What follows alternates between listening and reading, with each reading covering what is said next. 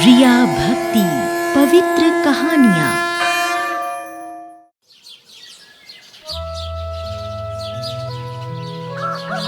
ये कहानी है बिहार के एक गांव में रहने वाले गणेश और उसके परिवार की। गणेश ने एक छोटा सा मुर्गी फार्म खोला हुआ था। अंडे और मुर्गियों के व्यापार से गणेश का गुजारा बड़े अच्छे से हो जाया करता था। गणेश शिव भगवान में बड़ी आस्था रखता था। गणेश के परिवार में उसकी पत्नी वंदना और 2 बच्चे रिंकी और टिंकू थे। रिंकी और टिंकू स्कूल में पढ़ते थे और स्कूल से लौटकर गणेश के कामों में उसका हाथ बटाया करते थे। टिंकू, तू मुर्गियों के लिए बर्तनों में पानी रख दे। मैं मुर्गियों को दाना डाल देती हूँ। ठीक है दीदी। दोनों बच्चे मुर्गियों के लिए दाना पानी की व्यवस्था करने लगते हैं। तभी वहां पर गणेश आता है और कहता है, अरे वाह मेरे बच्चों, मेरे लिए तुम दोनों तो भोलेनाथ का वरदान हो। मेरा आधा काम तो तुम दोनों ही निपटा देते हो। शाबाश। और गणेश दोनों बच्चों को प्यार से गले लगा लेता है। उसने अपने घर में ही भोलेनाथ की प्रतिमा स्थापित कर रखी थी और वो हर रोज भोलेनाथ की पूजा किया करता था। गणेश का एक नियम और भी था। जब भी मुर्गी और अंडे बेचने पर कमाई करता, अपनी कमाई का एक हिस्सा भोलेनाथ के नाम पर किसी भिखारी को दान कर देता था। ऐसे ही एक दिन गणेश जब एक भिखारी को दान के पैसे दे रहा था तो भिखारी ने कहा, तुम बड़े भले इंसान हो, दान पुण्य करते रहते हो, भगवान तुम्हारा भला करे। अरे भैया, मैं किसी को कुछ देने का सामर्थ्य नहीं रखता। ये तो उस भोलेनाथ की मुझ पर कृपा है। वो मेरे हाथों से दान पुण्य करवाते हैं, और क्या। इसी प्रकार गणेश का जीवन गुजर रहा था। एक दिन बहुत तेज बारिश होती है। मूसलाधार बारिश का वेग बढ़ता ही जाता है। सारे गांव में पानी ही पानी भर जाता है।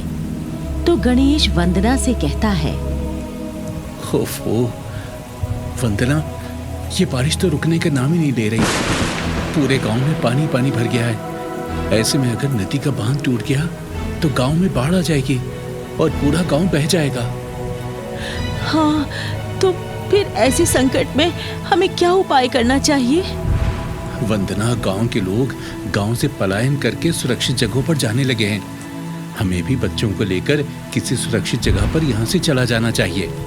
दोनों पति पत्नी कुछ जरूरी कीमती चीजें और खाने का कुछ सामान एक पोटली में बांधते हैं और दोनों बच्चों को साथ लेकर घर से निकल पड़ते हैं। सारे गांव में घुटनों घुटनों तक पानी भरा हुआ था।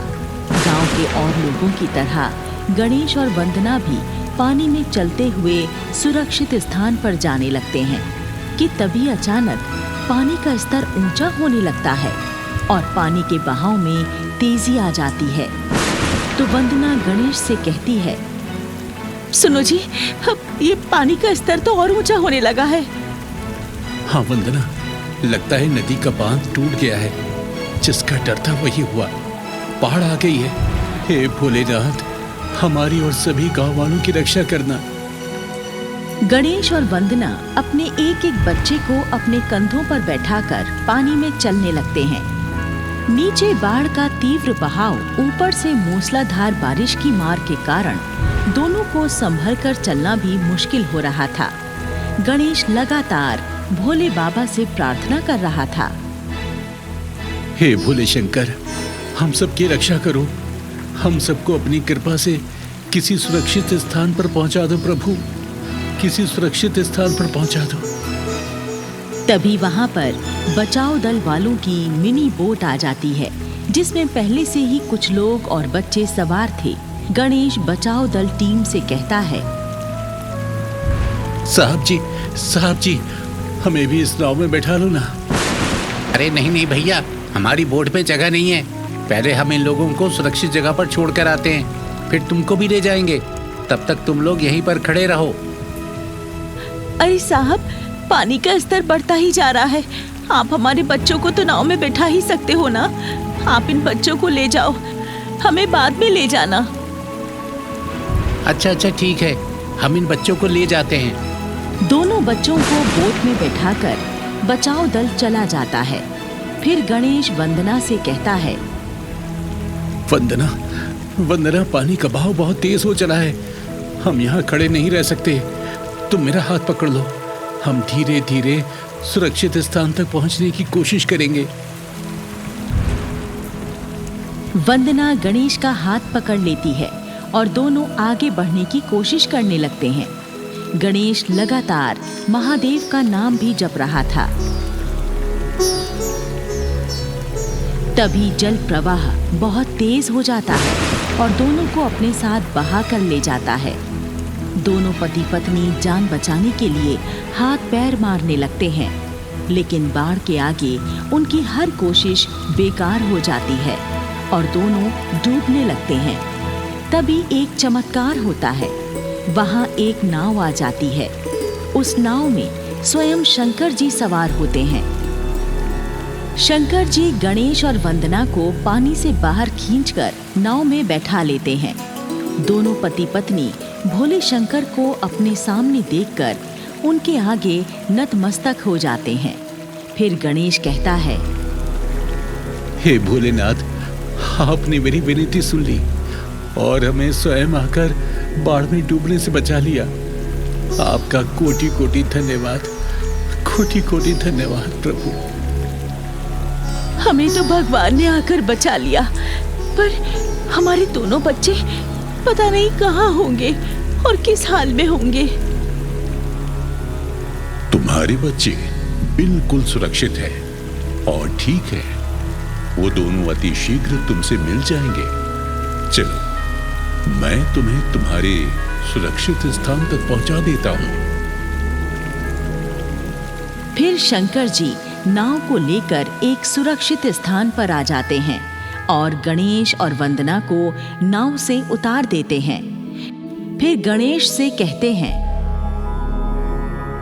गणेश, तुम मेरी सच्ची भक्ति और सेवा करते हो, मेरे नाम पर दान करते हो, मेरे नाम की कावड़ लाते हो। तुम्हारी भक्ति ने ही आज तुम दोनों के प्राण बचाए हैं। तुम सदैव मेरे नाम को स्मरण करते रहना। आगे जीवन में फिर कभी तुम्हें कोई कष्ट नहीं पहुंचेगा।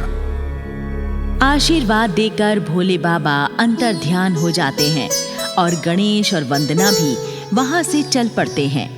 वंदना कहती है, पता नहीं हमारे दोनों बच्चे इस समय कहाँ होंगे। अरे वंदना, भगवान शिव ने बोला तो था हमारे बच्चे अति शीघ्र हमें मिल जाएंगे। चलो, हम दोनों मिलकर उन्हें खोजते हैं। दोनों पति पत्नी आगे बढ़ जाते हैं। दूसरी तरफ रिंकी और टिंकू एक पेड़ के नीचे बैठे हुए हैं और टिंकू रो रहा है। दीदी, मुझे माँ के पास जाना है।